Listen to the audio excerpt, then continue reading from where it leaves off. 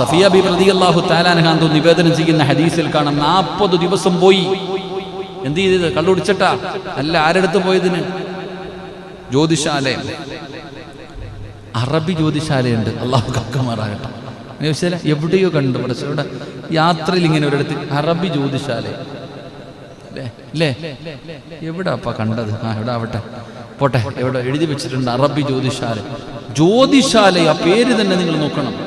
എന്താപ്പ ജ്യോതിശാലയൊക്കെ നോക്കുക? എന്താപ്പ അതൊക്കെ എപ്പോഴൊക്കെ വന്ന് അല്ലാഹു കാക്കമാറാകട്ടെ. അല്ലാഹ് പറഞ്ഞെന്താ? വമാ തദ്രി നഫ്സുൻ മാദാ തക്സിബു ഗദാ.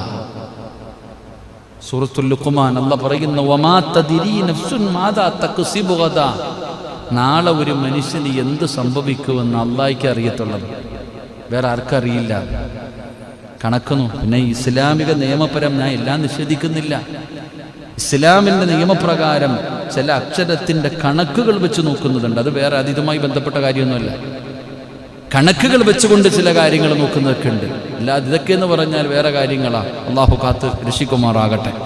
40 ദിവസം ഇങ്ങനെയൊക്കെ പോയി നോക്കിയാൽ തന്നെ അവൻ്റെ ഇബാദത്ത് സ്വീകരിക്കില്ല, അവൻ്റെ ദുആയ്ക്ക് ഉത്തരമില്ല. അള്ളാഹു കാത്ത് രക്ഷിക്കുമാറാകട്ടെ.